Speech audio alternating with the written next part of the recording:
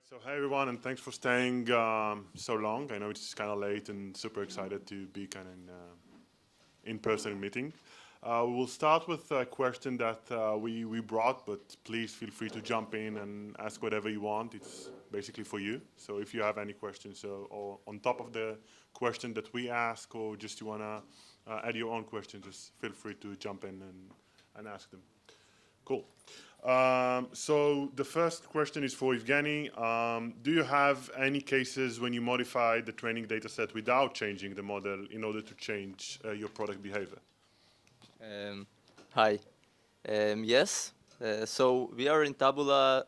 We are a discovery platform. We are a recommender system recommending items to users without actually knowing some intent of the users when they're browsing the net and reading articles. And so we have a lot of implicit labels. We know that user clicks. We assume it's correlated to interest, and we train based on that data to predict user CTR for a given article. And then when we train our models, we actually have very big data sets, but even with such large data sets, our feature space is much larger. We have millions of articles and probably in the tens of billions of like users and context combos that we can have. And we actually need to break our models into having different models to different subpopulations, because mixing different types of populations together makes the models less accurate. So we have an ongoing effort, for example, to create those subpopulations.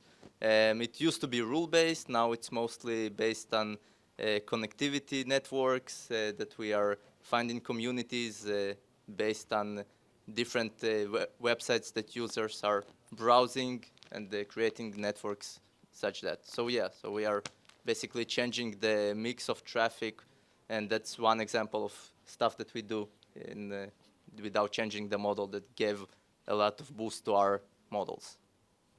Cool. All right. Inbal, do you have any cases of data drift in your application or any experience with that from Gong? I'm sure you have. So. Yes, all the time. So we have more and more new customers coming in, and they each have their own domain and their own data. Also, since we're dealing with conversations, for example, COVID was something that didn't exist, 2 years ago. That was something new. We always have new company names, new products. We also have, for example, new messaging. For example, if a company wants to pitch, it's releasing a new product, or they're changing their messaging around something, then that changes the data. So all the time. Yeah. Cool. Do you have any example of kind of COVID change in Gong specifically? Well, we were tracking when COVID first started. It obviously had a big impact on the business domain, and we were tracking mentions of COVID, working from home, and now that COVID is kind of, hoping that it's gone. It's gone. Hopefully, then we're now tracking return to the field, and yeah, we definitely saw everything. Cool, thanks. How do you think the model-centric approach shaped the industry, and what do you think about the data-centric approach? It's kind of coming right out of us. Well, yeah, to be honest, we are quite happy to meet the movement towards the data-centric approach, because this is something we've been shouting about for like 10 years. Come on, guys, take the control of the data you're training on. And previously, it was always the attitude like, this is something I don't want to touch. I'm the data scientist, just bring me the data set, and I don't want to care what is it there. But now it is changing, and really this is very inspiring. We at Toloka have organized in 2020, the first workshop at New RIPS for the data-centric machine learning, and then we participated in all the activities related to that and support that with the research within what is in our forces for that. Cool. What do you want to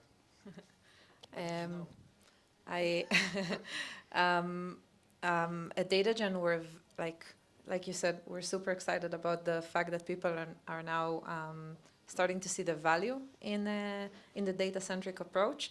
The nice thing is that you really need to educate the market about it. So we're talking to customers who are seeing value in the product and seeing value in our data. They've been able to pinpoint a couple of edge cases that are difficult for them for their autonomous vehicle. And now they want to know how to iterate over data. And the concept of iterating over data is kind of tricky to understand. And the customers need a lot of hand-holding. So it was great to see that also in Toloka, they're doing iterations over the data, and like you're promoting that as well, because it's a completely different line of thought. Cool. So you're speaking about data-centric approach. Can you share a bit more about like how you adopted data-centric approach for edge cases and biases?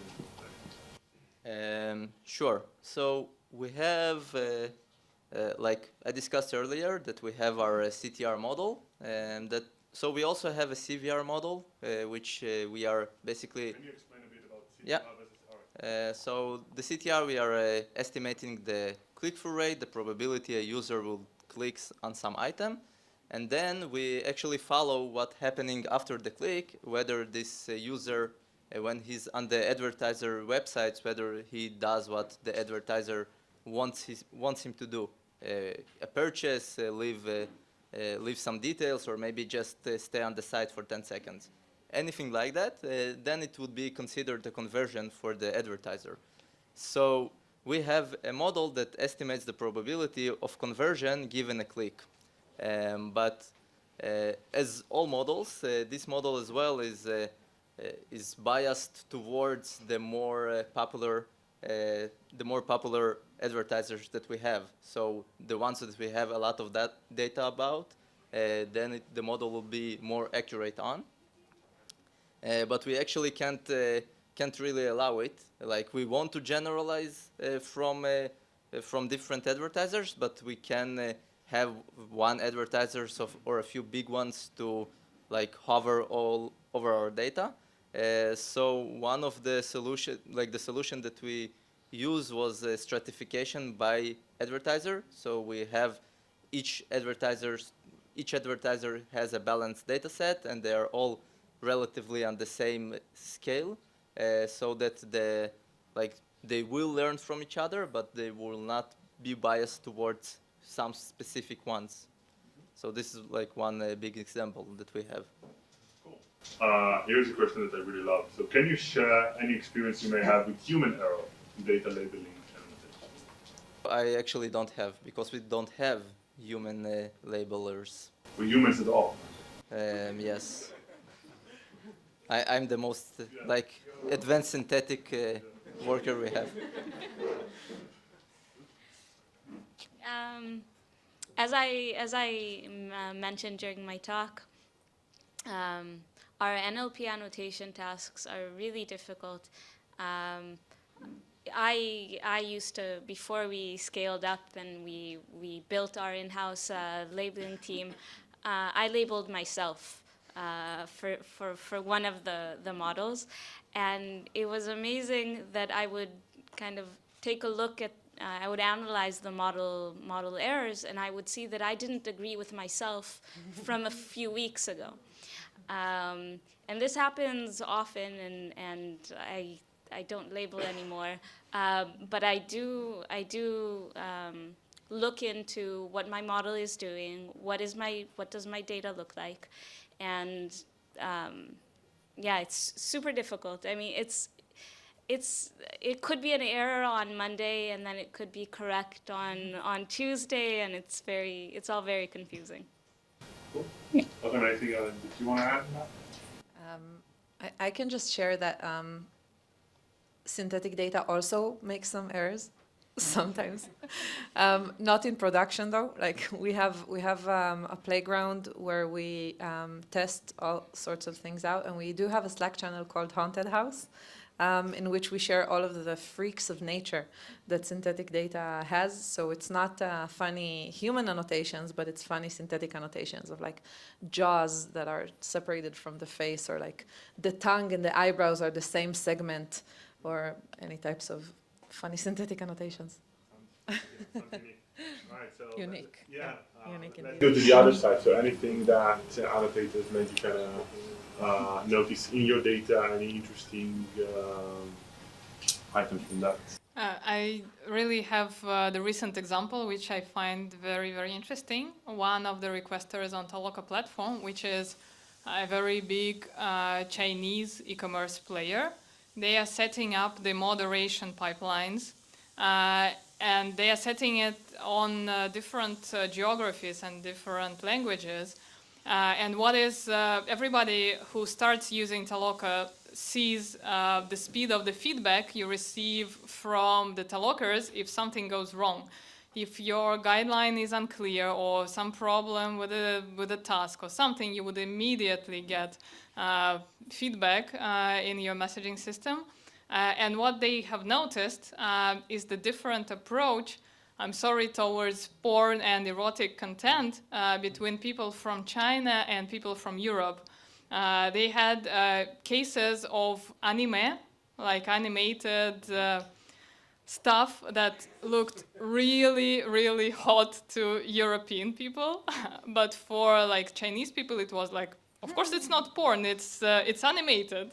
So it doesn't matter what it is there, but it's animated, so it's fine. And this is the kind of the cultural signal that they did not expect to see this cultural difference, but they could see it and get just from the feedback of real people. I'm trying to think who had the biggest problem, the European or the Chinese? Depending on how you look at that, yeah. All right.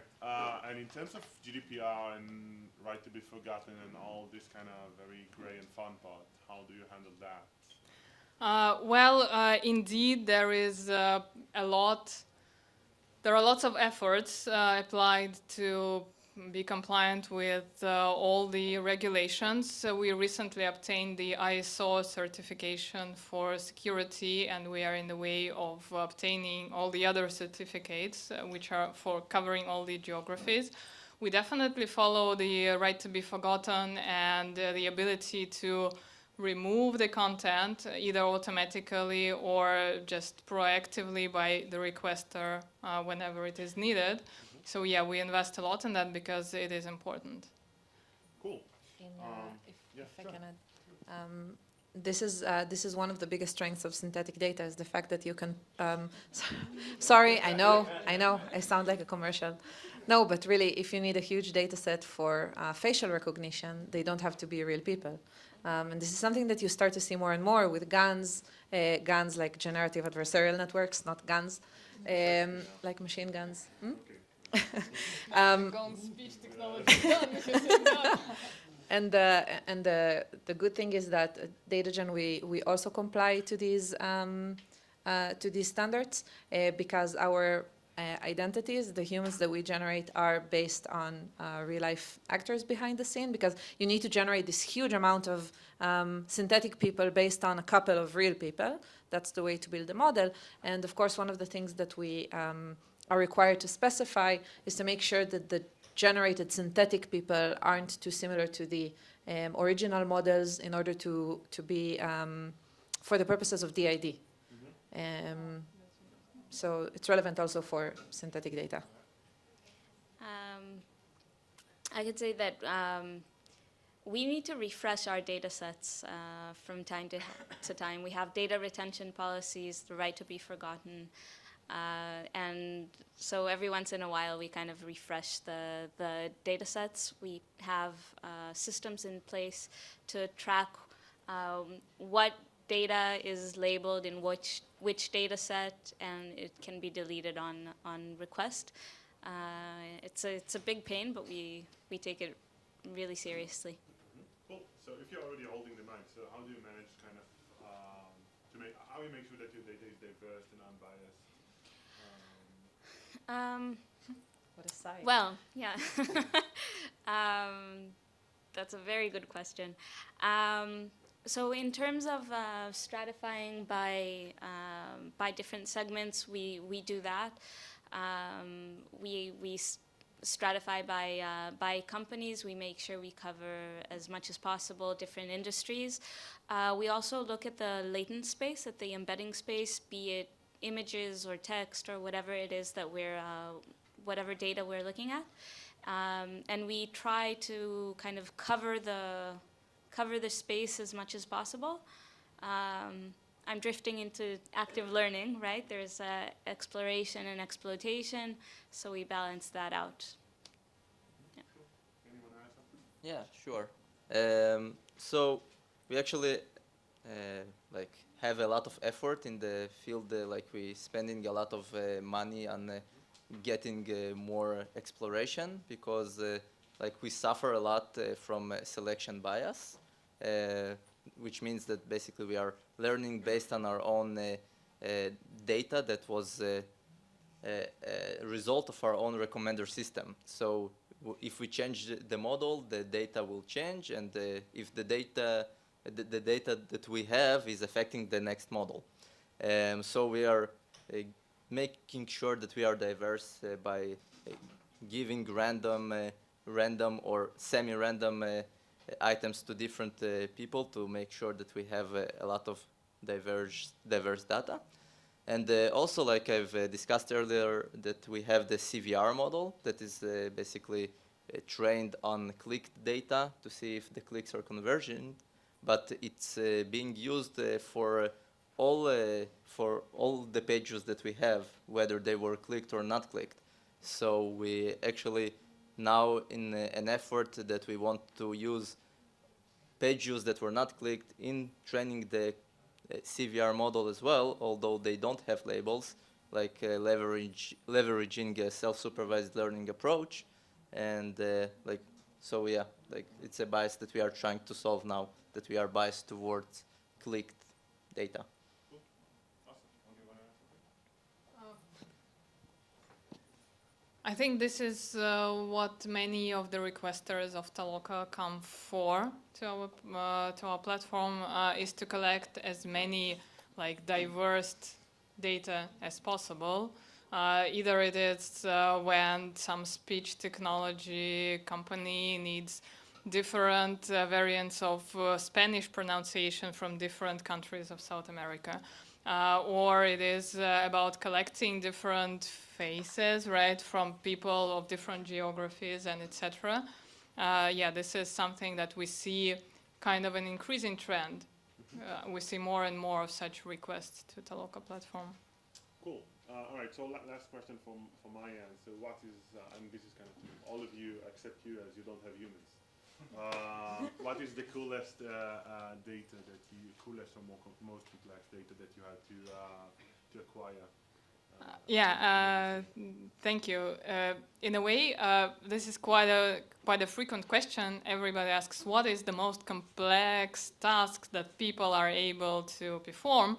But in reality, the answer is not about the complexity of particular task, but it is about how you manage to decompose the complex task into a set of simpler steps and they construct such a multi-step pipeline which would result in a stable and repeatable result. For example, one of my, I think, the coolest cases in my career of applying like crowdsourcing was to managing the pedestrian tasks for the maps.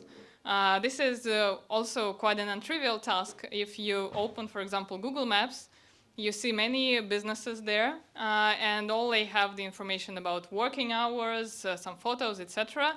How do you verify that these working hours are correct? In some cases, you can automatically parse the data from the website of the store or something, but in many cases, in reality, either this data is not accurate, or there is no the website or nothing. And for example, when the COVID struck, it was a huge problem because many businesses were closed, but some were not. And how do you find out? the only ground truth if somebody literally comes physically to this location and verifies. So how do you set it up using the crowdsourcing? We have built a really huge multi-step process. When one person comes to the location, takes a photo, then you automatically, by the coordinates of this photo, detect that the person really came to the certain location. Then you send this photo to other people to verify, okay, is this like the correct photo?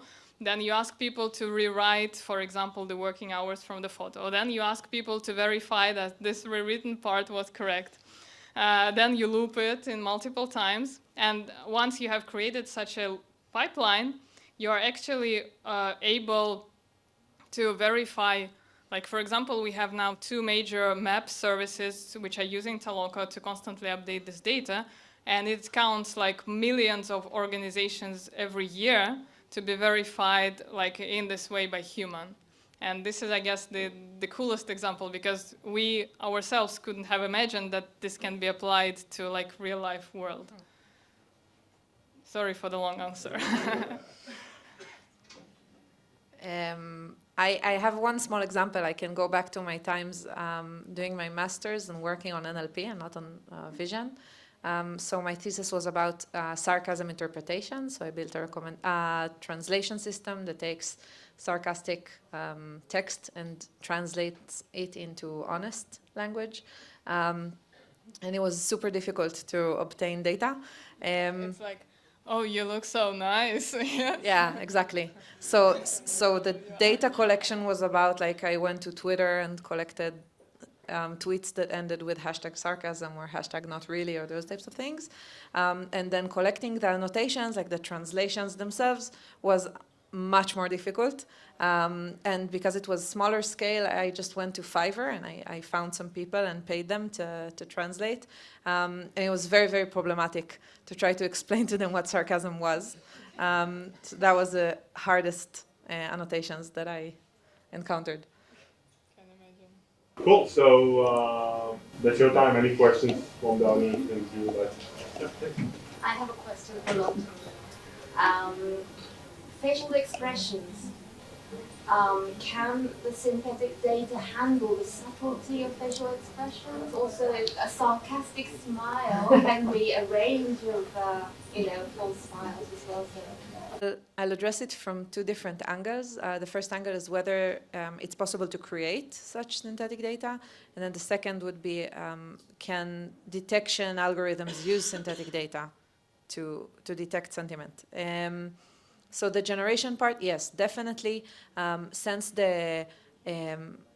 the construction of the face, of the identity, is done quite mechanically, we have full control over the texture of the face and the mesh of the face, the different key points. Yes, we do offer a range of expressions with various intensity levels. It's very challenging. It's especially challenging to try to make it look realistic, because avatars smiling is sometimes in the uncanny valley, quite cringy, but they look good. And to be honest, we haven't tried to apply expression detection on these avatars. I assume that in the highest intensity levels, so the person is smiling all the way with an open face, with an open mouth, etc., it would be easy. The nuances, I don't know yet. Cool.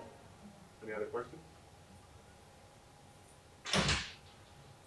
So are we finishing with smiling faces? That's good. Okay, good. All right. Let's see it. Oh. No, you have to. We start like that. No, we did. We just stopped it. We did. I have a question for Inval actually. In Inval, you say you have your crowd that you are scaling up exactly. And how many people are there? Or it's not something you can share? How many people were? In the crowd, your crowd. We have about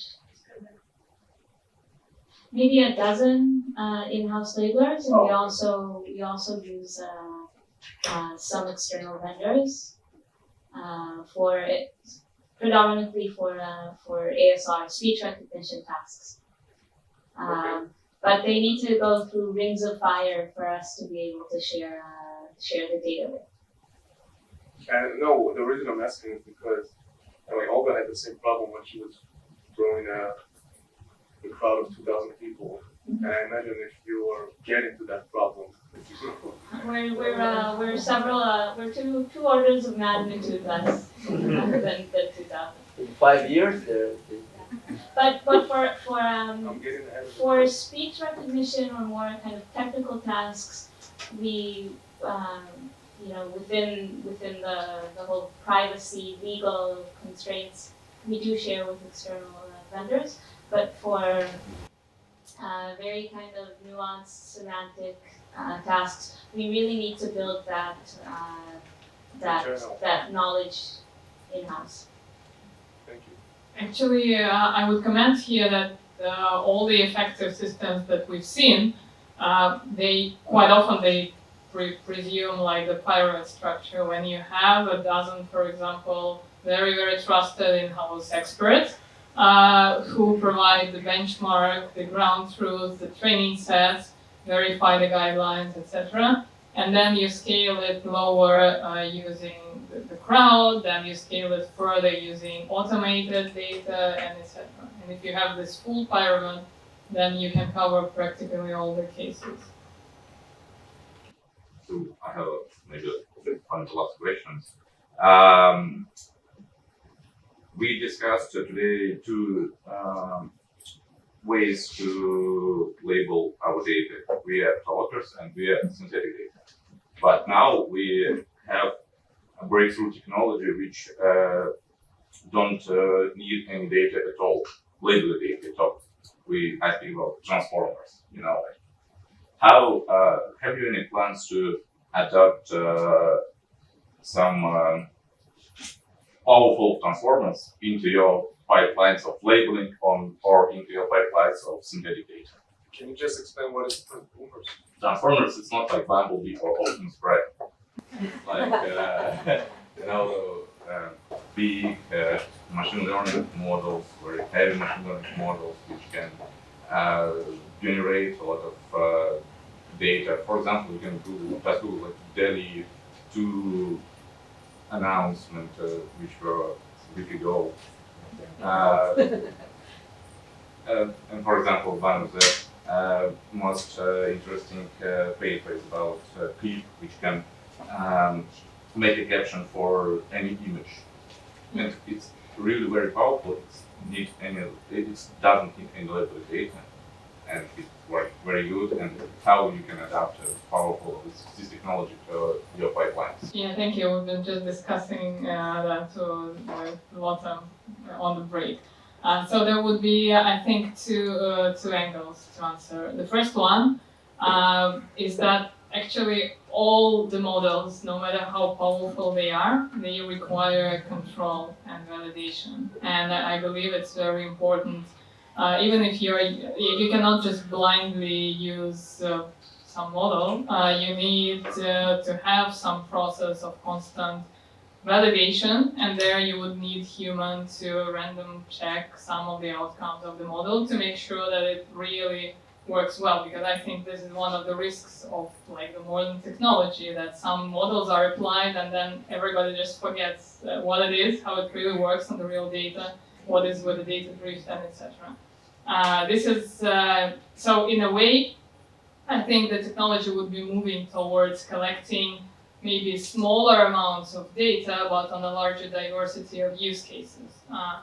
This is one part. Another part, indeed, we invest in Toloka into applying more automation towards the labeling in order to provide the quality control, in order to increase the scale and the speed of the labeling. We are also using some of the models to, we call them auto helpers, which help to collect the final data. Yeah. Okay, we were just talking about it. I mean, I can answer practically and answer based on emotion. So practically, a lot of these models are not available for commercial use. And if you want to use such a model, you need to train it at house, and then you need a lot of data. So boom, right to the starting point. More talking from my gut feeling. Again, until I don't see any transparency or explainability of these models, I feel terrified applying them to autonomous vehicles. If you literally have no idea what they trained on, what they saw, why are they predicting what they predicted? That's kind of my gut feeling.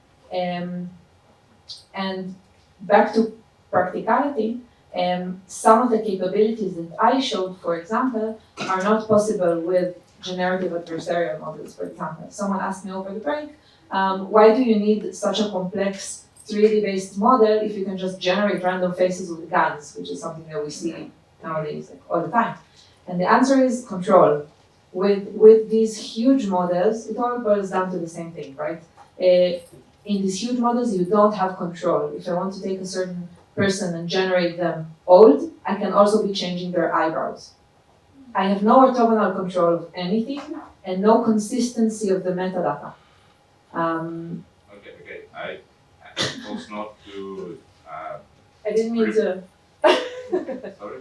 No, I didn't mean to devalue transformers. No, I suppose not to replace your approach with transformers, but how transformers to help you. Yeah, for sure. That's something that we are considering, definitely, to keep the 3D-based model and to see how GANs, for example, can help us with stronger diversity, maybe for tasks that don't require precise annotation. But yeah, it's only in experimental stages. Of course, yeah. Yeah. I'm interested in these experiments. There's one question from Zoom. Okay. We still have few people on Zoom. Okay. Actually listening to us. This question is to Olga. When you talked about self-car driving in 2D, 3D model, is it the same way to detect drones or can help ATC for airplane detections? You can just say yes. Well, yes. I mean, the approach and the pipeline I demonstrated can be applied to practically any tasks related to computer vision segmentation. Okay, thank you. Thank you for the question. Cool. So, okay, thank you very much.